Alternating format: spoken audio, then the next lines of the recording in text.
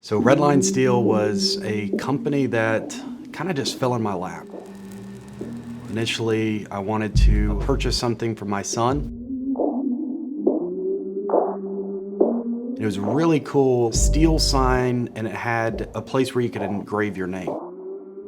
There's this guy swinging a bat like this, looks super realistic, and all I wanted to do was be a consumer.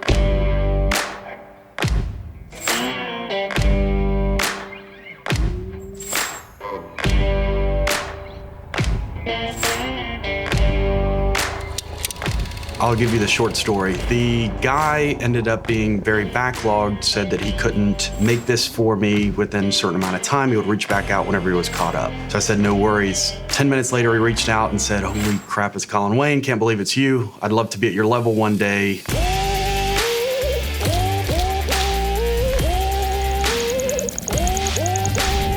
I used to be a fitness model, landed over 50 magazine covers like Men's Health, Men's Fitness, Muscle and Fitness, Iron Man, and so many magazine publications around the world. And I was making good money, don't get me wrong, 30, 40 grand a month doing nothing but doing modeling without a PR firm, without an agency. That's cool, but at what point is like, what's next? As soon as he said that, instinctively, something triggered. Like without hesitation, I said, well, maybe I can get you to that level. I do consulting with businesses. And I see a lot of opportunity. Over the course of about 90 days, it ended up evolving where I wanted to partner. He agreed, and the day he was supposed to sign, he didn't show up. I told him, if you're not here within the next hour, I'm gonna open my own company and I'll be your competitor. And so he said, well, I wish you the best of luck. And the very next day, I went and purchased my first plasma table. Got a big air compressor, or CNC plasma. I like this business. I want something that's mine, something that I can build from scratch. See what 1,000 labels look like? A lot of customers, a lot of orders. 10,185, and it is 844. Almost 1,200 orders so far today. It's just 4:30. We are around about 58,000 pieces or products. We are, to be transparent, pretty damn backlogged. This is from ClickFunnels. Anytime you do over $1 million in revenue, they'll send you one of these plaques. How cool is that, huh? We list 4 to 6 weeks manufacturing lead times on the website, in some cases up to 8. Today, I'd love to hit $100,000 in sales. Yeah, we signed a 10-year lease for a new building. It's 108,960 square feet. You know, a year from now, things are gonna look completely different. The challenges are gonna be completely different. Anger from people who never received the gifts they ordered. Business failed to keep its promises. Some customers have been waiting since Thanksgiving. More problems tonight for Redline Steel. Redline Steel. Redline Steel, 3,000 orders that still need to be shipped. More than $100,000. They have new management and are actually fully staffed. The last 5% of the overdue orders. We have reached out to Redline Steel several times. Management declined to appear on camera. Just a horrible business. Naja, it's been about a month since we first told everyone about the backup here at Redline Steel, but the owner tells me he and his team are working their hardest and working relentlessly to make it up to their customers. I'd like to first off apologize for anybody that did not receive their order. I'm upset with myself because we didn't get this out. I made a promise to these customers. I wasn't able to deliver. Because of the mistake, Wayne says he expected to get complaints from customers across the country who ordered items online, but Wayne says some people took it too far. Other bystanders and other competitors that are actually attacking myself and my family and threatening my employees. They posted something with my home address, and I've got a 2-year-old daughter that's there. To answer the question many people are asking, Wayne says the backup was due to a vital machine going down. A lot of it was out of our control. Wayne says that machine feeds most of the equipment in the company's facility. He says he hired more people and worked longer hours to try and combat the issue, but it didn't work. Now the company is offering those customers a refund and trying to get items out the door as soon as possible. We are going to do everything we can to make it right for everybody that got left out for this Christmas delivery.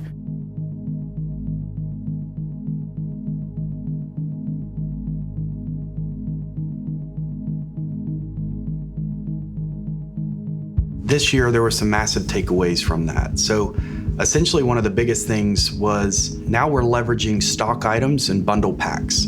So we have multiple shells, Alpha, Bravo, Charlie, Delta, Echo, all the way down to hotel. I've got at least $4 million in raw material ready to be shipped. So this is one of my main prospecting funnels.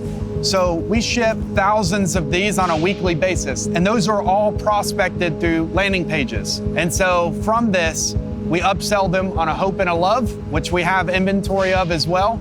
And then we'll ship the exact same piece to thousands of customers across the country using a funnel. That's what we've done this year that's uniquely different than last year. Last year, it was more, how many orders can we get in the door without a clean and precise strategy of what is the KPIs that we can take away from this year. And we're actually using funnels for the first time for retargeting.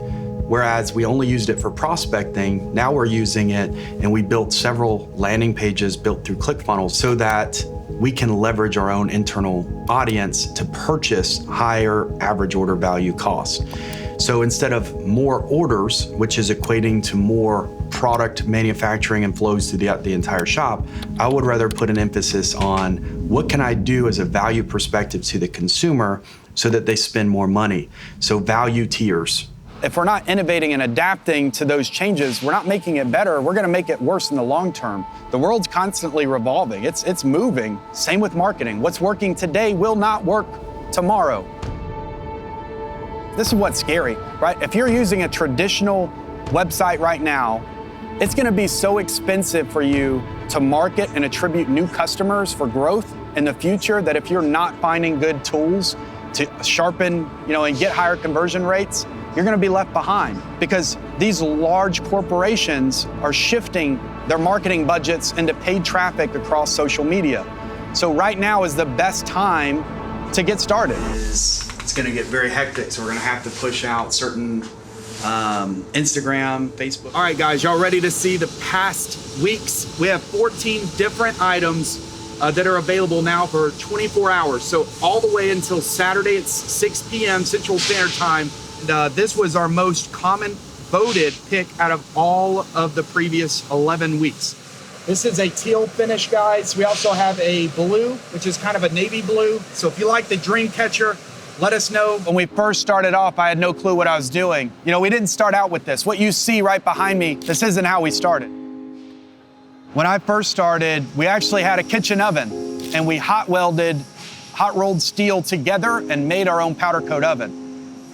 When I look back at like 3 years ago to where we're at right now, it's insane, the difference. Essentially 6 months or so, we grossed over $1 million in revenue.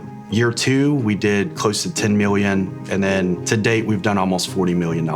Without funnels, we couldn't do that. So for us, we use ClickFunnels in a sense that we acquire customers at a low-cost item on a perception of a high retail product. We could sell a 12-inch cursive love for $6 in free shipping, where most companies are like, I can't even get the raw material for this. Well, it's because we trust the process. It's a long-term thing, and it's about how can I convert this into purchase 3, 4, 5, 6 different times to stretch that lifetime value. Funnels is the way to do that. So from a business standpoint, it's allowed our company to grow very, very rapidly. It's allowed us to have, almost 1 million customers by the end of year 3. And it's evolving, and the evolution of Redline is going to continue to scale and grow well beyond what we initially envisioned.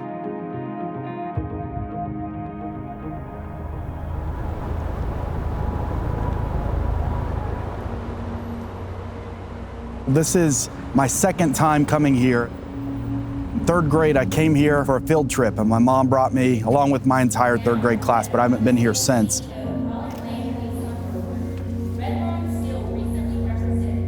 And to be personally invited by the governor for my business, and I can't even put it into words, like I'm still in my 20s and we're getting asked by the President of the United States, the local governors. What's great about that is keeping that momentum and keeping it moving in a positive direction. Yes, ma'am. Thank you.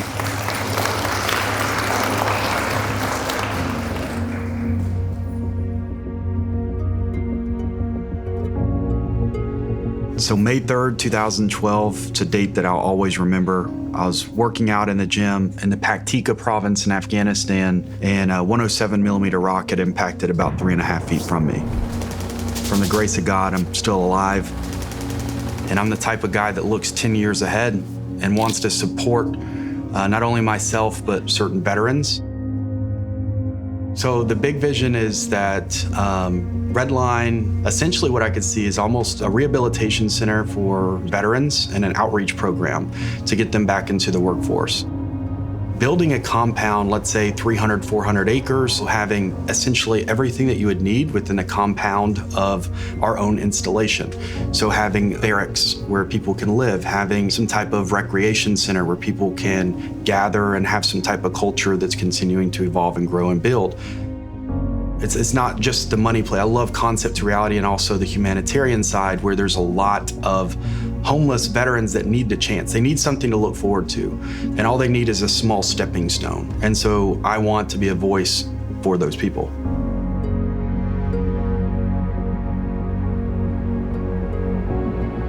Unlike a lot of people, we work 80, 90, 100 hours a week. It's literally a whatever it takes mentality. When things are doing great, I tend to throw a wrench in it, and we end up making crazy decisions. I thrive under pressure, the same way that our steel's made. It takes literally the air that we're breathing, and it has chambers of high pressure tanks, low pressure tanks, and that's what makes our steel. It's the same thing as an entrepreneur that's going through these journeys. We all go through it. Everybody does. Trust me, you're not alone. And that is how growth happens. And that being uncomfortable should, in theory, push you to be so much stronger. And then that's how you truly learn. You learn from those setbacks, you learn from those mistakes, and you say, that's not gonna happen again. That setback is a setup for your future. That's how you can scale and build the foundation that's needed to grow a massive empire.